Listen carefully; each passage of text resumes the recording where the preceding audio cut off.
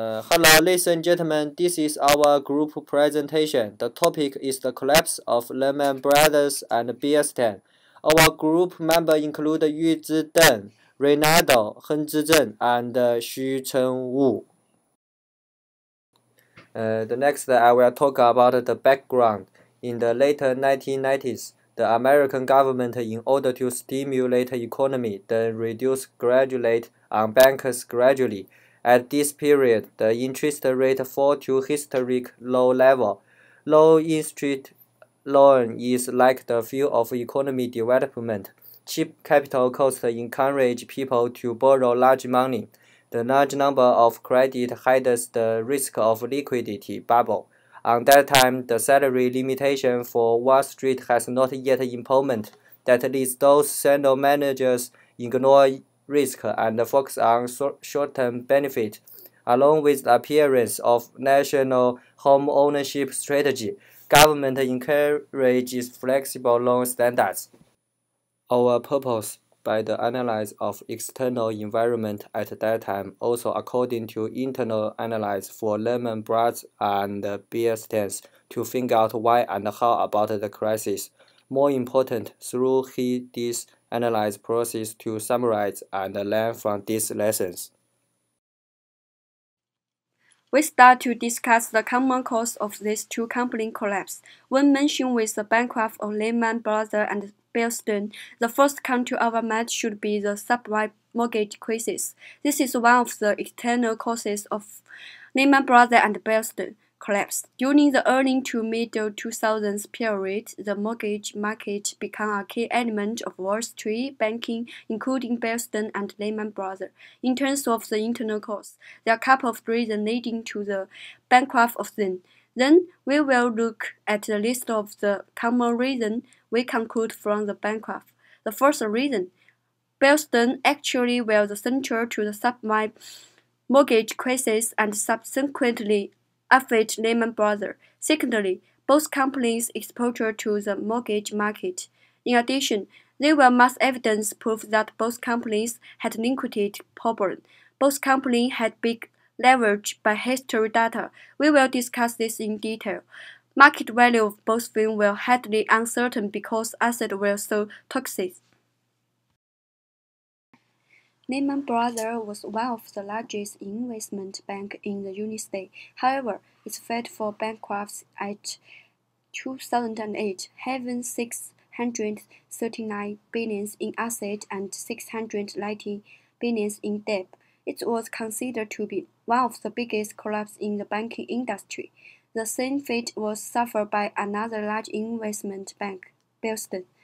On March 16, 2008, Bear Stearns was pushed back to $2 per share, which resulted to its investor losing the confidence with the investment bank. In the year prior to the drop, per share was priced at $170, and a week prior to its $2 it declined to $70.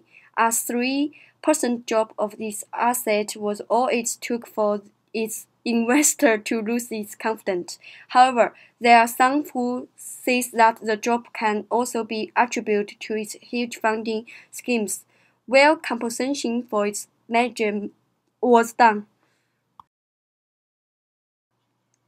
From the graph of Lehman Brothers shares price during the 1 year, we can see that the share price decreased from $75, have slightly increased in August 2007 due to the promise made by President, then continued to drop until current bankruptcy. The share price was zero. Brothers and Bear Stearns is known for its high-risk, high-reward strategies in running their banks and executives who were negligent during crucial times. Both banks were subject to the same problems, and the way they were run both contributed to its failure. Bear Stearns made risky decisions as an investment bank. They used the same mentality in hiring its employees. Through this kind of mentality made them survive several troubles in the past. However, they went over their head and did not look at how risky their actions have become. It is mentioned that poor decision making and a greedy desire to gain more revenues played a role when they took in more residential and commercial mortgage-backed security as assets. This turned to liabilities by 2008 and led them to bankruptcy. I will introduce the timeline of the bankrupt. From June 2007, the fifth securities firm began report huge loss profit. Then the subprime mortgage crisis exposure and affect the market soon. In March 2008, Bear Stearns was sold to JP Morgan Chase for just $10 per share, a price far below its pre-crisis 52 weeks high of $133.2 per share, but not as low as the $2 per share originally agreed upon by Bear Stearns and JP Morgan Chase. At the same time, Lehman Brothers faced unpredicted loss due to continuing subprime mortgage crisis. According to the statistics, the net profit decreased by 57% and share price decreased by 20% compared with last quarter. Even though Lehman Bros adopted many methods to solve the problems, eventually it filed for bankruptcy protection on September 15, 2008. Due to a booming industry in the housing market, Lehman Brothers affiliated itself to several mortgage lenders. From 2004 to 2006, it was able to gain record earnings of $146 billion in 2006. The bank reported annual revenue of $4.2 billion at the end of the year. However, 2007 was not a good year for the residential mortgage industry. In spite of signs of decline in the industry, Lehman Brothers continued to acquire repossessed assets. In the same year, Bear Stearns was failing with regards to funding due to their activities in the subprime mortgage industry. However, they continued expanding, writing a total of $1.2 billion worth of assets, and it resulted to a huge third quarter loss of $1.9 billion. Bear Stearns was the first of many investment banks which would eventually fail. The government acted quickly, helping it recover from a week where it saw a per share price $2. As a result, they dispatched members of the New York Federal Reserve Bank and the Securities and Exchange Commission to oversee the situation in other investment banks. On the other hand, the government saw that Lehman Brothers would be losing as much as $84 billion when placed in the same situation. Given the circumstances, the government decided not to help Lehman Brothers. Simply, they're operating with only a tiny portion of equity capital and a huge proportion of debts. In order to raise capital and expanding their business, these two banks to a large extent took advantages of debt market and interbank money market, issuing a number of bonds to meet long-term capital demands of company and satisfying short-term needs by means of, for example, mortgage purchases through interbank market. In other words, Lehman Brothers and the Bear Stearns were operating in a quite risky manner, allowing an excessive leverage.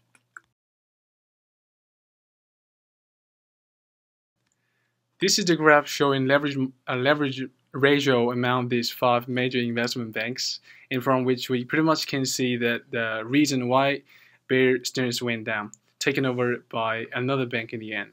Theoretically, when the market is healthy, proceeds will be amplified, which is good. While on the other hand, the loss would also be amplified in a bad market. Therefore, the leverage would be considered as a double-edged sword. Referring back to the facts, the leverage ratio of Lehman rose from 26.2 to 1 in the quiet bull market of 2006 to 30.7 to 1 in the troubled market of 2007, by which it is believed by many financial analysts that as long as the value of total asset hold dropped by approximately 3%, the equity is going to be whipped out immediately. And this is a graphical expression where the whole blue part is a total liability and the tiny yellow portion down here falls under equity. According to the balance sheet of Lehman Brothers of 2007, out of the total value of assets around 69 billion, where there was only around 22.5 billion falling under own asset class, which similarly happened to Bear Stearns as well. Running under a high leverage. Over time, problem appeared. Although it might be very true that high return comes together with high risk, the weaknesses existing in this over-leveraged investment strategy finally emerged during the period of subprime crisis. Normally, the maximum leverage ratio should be controlled under 20:1, with which total asset would be easily valued thanks to the high liquidity, whereas it would be definitely comes much more complicated when the asset consists of a large variety classes of derivative position in other financial products, for example, private equity stakes, hedge fund position, and swap, and so forth, which would make it harder for Lehman Brothers to make it through when the market is going down. So more importantly, the rationale behind encouraging these big investment banks to allow such a dangerous strategy is quite straightforward, and it should be paid greater amount of attention so that similar tragedy does not occur again. To put it simply, these two try to raise as much money as possible with with the increasing amount of asset they holding in hands. The probability of making profit from investing meanwhile is also going up. Consequently, substantial amount of bonus slowly started to be the motivation of raising the leverage ratio so as to receive capital. Therefore, basically, we can come to the conclusion saying that Lehman is asking for trouble. We simply could say that because the one point that leverage ratio of Lehman rose from 26.2 to 30.7 to 1 in 2007, as mentioned before. It can be said that the aggressive nature of both Lehman Brothers and Bear Stearns was the cause of its downfall. They were not equipped fundamentally with the right people to cope up with the early crisis. They did not have any sound crisis management skills to do so. In addition, the huge compensation that they provide the executive may have contributed as well. Its rush activities in the subprime mortgage industry were the biggest external factor that contributed to its downfall. Believing that everything was temporary, they did not look at the signs and become more aggressive. Despite the signs of wavering industry, they pushed on with their plans. It proved their nature as high-stake gambler in the industry. What we learning from this case, we got 4 life lessons. The first one is the relationship between financial industry and our lives are more closely. Rather than traditional bank, they issue loan simply and record it on balance sheet. The modern bank is different. Issue loan just the beginning of whole business. That is also the first step of securitization. Then the risk of loan can diversify and express to many market participants. It will reinforce the link between financial and the real estate industry. The second one is the importance of government's control. First, no doubt that if government doesn't do anything and let those financial giants bankrupt, the impact for market will far exceed than what actually happened, because those financial giants are too big so that can affect systematic risk now. Secondly, maybe the economy will collapse anyway, but the Lehman Brothers bankruptcy accelerates this process undoubtedly. Thirdly, the market supervision needs to improve. In this case, the Lehman owns very high leverage ratio. It was as high as 30.7 by 1. Not only the high leverage ratio, the liquidity for its property was low. Furthermore, it also owns many bad debits, although those regulatory institutions are awarded of Lehman's condition has serious problems, but the regulatory action is not enough, obviously. The last one is this is an industry that is completely based on confidence. In fact, the price of a the price of a good is dependent on market's expect, not its intrinsic value.